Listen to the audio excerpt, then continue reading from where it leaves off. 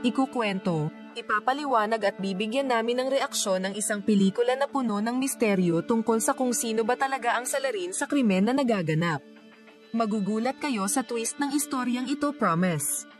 Ang pelikulang ito ay pinamagatang El Cuerpo. Pero, pasuyo po muna, napalike, subscribe and follow para updated kayo sa mga contents namin.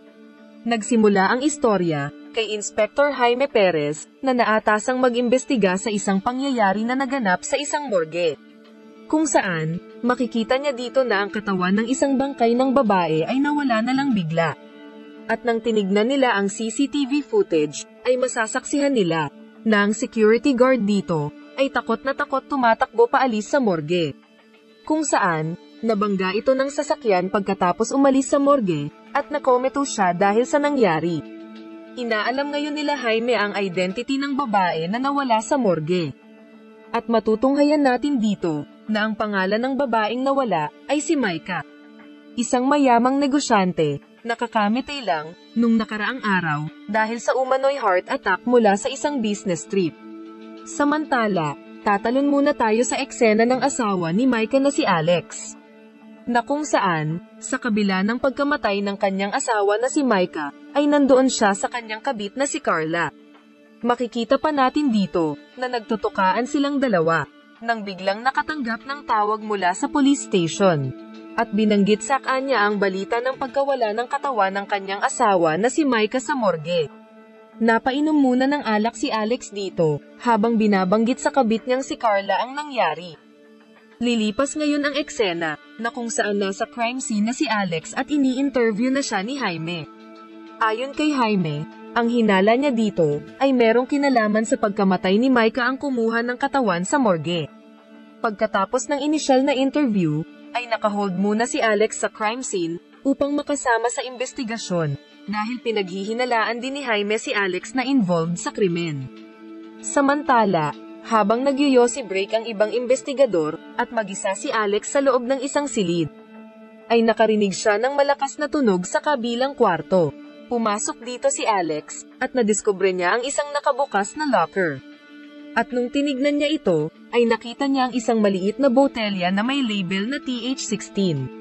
Laking gulat niya nang nakita ito, kung saan maalala niya dito na ang TH16 na ito, ang ginamit niya noon sa paglagay sa iniinom na wine ng kanyang asawa, habang naliligo sa bathtub, na naging dahilan ng pagkamatay nito. Samantala pagkatapos ng alaala na ito, ay dumating na sa silid ang mga investigador na kakatapos lang mag-yosi break. Kaya biglang tinago ni Alex sa bulsa ang TH16 na nakita niya kanina. Dito sa eksenang ito, ay nalaman ng mga investigador na nawawala ang cellphone ni Maika, na dapat ay nasa locker din. Kaya biglang search nila sa katawan ni Alex. At nakita nila ang TH16 na nasa kanyang bulsa. Pinaliwanag ni Alex na ito ang gamot na mina-manufacture nila Maika sa kumpanya. At napulot lang daw niya kanina sa sahig, at hindi niya din alam kung para saan ito. Pagkatapos ng usapan dito ay, nag-request muna si Alex na magpunta ng banyo. Kunwari lang magbabanyo siya, pero ang totoo, ay tatawagan niya lang si Carla upang kamustahin. Pagkatapos ng kanilang usapan, ay habang naghuhugas ng kamay si Alex, ay napansin niya na may nakaipit na envelope sa banyo. Nakita niya dito ang isang business dinner invitation sa Tivoli Hotel, at sa likod ng papel nakasulat ang, "I close my eyes, and you're still with me." Kung saan, naalala niya dito noon, na may ganitong eksaktong invitation ang asawa niyang si Maika nung nakaraang mga buwan. At naalala niya na may text message din si Maika noon na, "I close my eyes and you're still with me."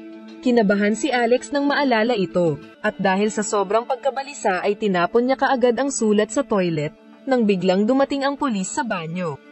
Ngunit ayaw mag-flush ng toilet, kaya sinubo niya ang nakakadiri na papel, para may tago ito. Samantala, inilipat naman si Alex sa ibang silid, at nagpatuloy sa investigasyon ang mga pulis sa lugar. Pagkatapos ng eksena dito, ay tatalon muna tayo kay Jaime sa kung saan habang nasa yosi break, ay nakikipagkwentuhan sa kaibigan niyang pulis tungkol sa alaala ng kanyang misis. Kung saan malalaman natin dito, na namatay pala sa isang hit and run ang asawa ni Jaime, at ang nakaligtas lamang ay ang anak niya na si Eva. Makikita talaga natin dito, kung gaano kamahal ni Jaime ang kanyang misis. Samantala, habang nasa loob ng silid si Alex, ay may narinig siya na nagri-ring na cellphone sa kabilang kwarto. Pinasok niya ang lugar na ito at nakita niya dito, ang nawawalang cellphone ni Micah kanina.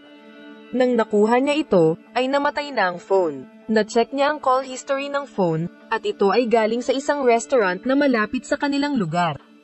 Kung saan, naalala naman uli ni Alex ang nakaraan, noong nagde-date sila sa restaurant na ito, kasama ang kanyang asawa.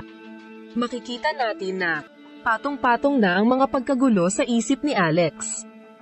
Dahil sa mga alaala na ito, lalong naguluhan at tila nabaliw na si Alex, at mukhang nakoconvinced na si Alex na buhay pa si Micah at ginugulo ni Micah ang utak niya. Kaya tinawagan niya si Carla ng may pag-alala, upang i-advise dito, na lumipat na sa ibang lugar. Dahil di nila alam ang maaaring gawin ni Micah kay Carla, kung sakali man natama ang hinala nila na buhay pa nga ito. Kaya naman dali-dali nang umalis si Carla sa apartment habang kausap pa din si Alex sa cellphone, ngunit biglang naputol ang usapan nila ni Alex. Dahil dito, ay labis na nag-alala si Alex at lalong siyang naguguluhan. Kaya dumiretso na siya kay Jaime, upang magpaalam na umalis at puntahan na nga sana si Carla. Ngunit ayaw pumayag nila Jaime. Sa sobrang desperado ni Alex na mailigtas si Carla ay napilitan na siyang simulan aminin kay Jaime ang mga nalalaman niya. Kinuwento at pinaliwanag na ni Alex ang detalye. Malalaman natin dito na si Alex pala ay dating simpleng empleyado lamang sa kumpanya ni Micah. Pero napaibig niya si Micah at nagmahalan sila. Nakaahon sa buhay at yumaman si Alex dahil kay Micah. Ngunit sa tagal nilang nagsasama ay napapansin na ni Alex na masyado dominante si Micah. Kaya madalas siya nai-stress dito. Isang araw, habang siya ay na-invite na guest speaker sa isang universidad, ay biglang dumating sa buhay niya si Carla, at dahil dito nakahanap siya ng tunay na pagmamahal na naging dahilan ng kanyang pangangaliwa. Nang nalaman ni Alex, na parang unti-unti nang nalalaman ni Micah ang kanyang pangangaliwa, ay natakot siya na baka mawalan siya ng parte sa kayamanan, kung magpapadivorce si Micah. Kaya ginawa nila ng paraan ni Carla na malason si Micah ng TH16, na kapag na-overdosed ka nito, ay aatakihin ka sa puso after 8 hours. Sa kabila ng pag-amin ni Alex dito, ay hindi pa din pinayagan umalis si Alex, kaya ang pinagawa na lang ni Jaime, ay magpadala ng pulis sa address ng apartment na kinaroroonan ni Carla. Ngunit ayon sa mga nag-search sa apartment, ay walang tao doon at wala naman daw Carla na nakatira sa lugar na iyon. Nagulat si Alex dito, at lalong nag-alala. Sa kabila nito, ay sinimulan ng ilipat si Alex sa police station. Ngunit habang nasa biyahe sila, ay pansamantalang nahinto sila sa gitna ng kalsada. Dahil sa mga pulis na nag-iimbestiga sa lokasyon na iyon, malalaman natin dito na merong natagpuan na bangkay na nakabalot sa lugar na ito. Nagulat at kinabahan dito si Alex dahil nasa isip niya na baka ito ay bangkay ni Carla. Bumaba sila sa kotse at tinignan kung sino ang bangkay. At nang buksan ito ni Jaime, ay nakita nila na si Micah ang nasa loob ng bag. Laking gulat ni Alex dito. Dahil dito, ay nagpanik si Alex at biglang tumakbo at tumakas sa eksena. Hinabol siya ni Jaime, ngunit nanghihina na si Alex. Kaya naabutan din siya ni Jaime. Nang hingi ng tulong si Alex kay Jaime dahil nahihirapan siya huminga, at kinausap siya ng masinsina ni Jaime. Samantala, habang nag-uusap sila, ay bigla magfa-flashback ang eksena, kung saan nabangga ng isang sasakyan ang pamilya ni Jaime kasama ang kanyang asawa at anak. Makikita natin dito, na ang nakabangga kila Jaime, ay si Alex at si Micah. Kung saan agad silang tumakas at iniwan na naiipit sila Jaime sa gitna ng kalsada. Pagkatapos ng flashback sa aksidente, ay matinding revelasyon ang ipapahayag ni Jaime. Pinakita ni Jaime na ang anak niyang si Eva noon, ay si Carla. Kung saan, ito ang naging kabit ni Alex. At matutuklasan natin, na si Eva at Carla, ay iisa. Malalaman natin dito, na lahat ng nagaganap ngayon kay Alex, at ang pagkakamatay ni Micah, ay planado ni Jaime at ng anak niyang si Eva. Nagsimula ito nang nagkita sila sa university at nagkaroon ng relasyon.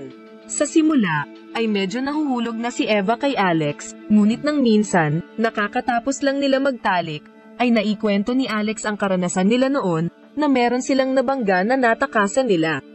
Nang nalaman ito ni Eva, ay lihim itong naiyak at nagulat. Kaya naman, binanggit ito ni Eva sa kanyang ama na si Jaime, at doon nagsimula na pagplanuhan nila kung paano sila makakapaghiganti kila Alex at Micah. Una, ay ma-brainwash si Alex na lasunin si Micah hanggang sa mamatay ito. At ma-torture si Alex sa kanyang pag-iisip sa pamamagitan ng pagdukot sa katawan ni Micah. At isa pang nakakagulat na revelasyon, ay sila Jaime at Eva mismo ang naging dahilan ng pagkawala ng bangkay ni Micah sa morgue, at sila din dalawa ang nagtutulungan kanina sa crime scene upang lagyan ng TH16 ang locker, maglagay ng envelope sa banyo, at magtago ng cellphone ni Micah. Ito ay upang lalong ma-torture sa pag-iisip si Alex. Sa kabila ng mga revelasyon na ito, ay kaya pala nahihirapan huminga si Alex, ay dahil nalason na din siya ni Eva ng TH16. Kung maalala natin, ay uminom ng alak si Alex habang nag-uusap sila ni Eva sa apartment kahapon. Kaya dahil lumipas na ang halos 8 hours, ay umeepekto na paunti-unti ang lason. Samantala, masasaksihan natin dito, na nakatitig ng matagal si Jaime kay Alex habang unti-unti itong namamatay. Natapos ang kwentong ito, na nasolved ang misteryo sa istorya. Pinapakita sa pelikulang ito, kung anong pwedeng maggawa ng labis na pag-ibig sa isang tao. Na kung saan maaring magawa mong maghiganti, mangaliwa, at manglason para sa pag-iibigan. Ngunit pinakita din sa palabas na ito, kung ano ang maaring maging consequence ng mga maling desisyon natin sa buhay. Sana nagustuhan nyo ang istorya ng pelikulang ito. We highly recommend na panoorin nyo ang buong pelikula, upang mas ma-enjoy nyo ang istorya.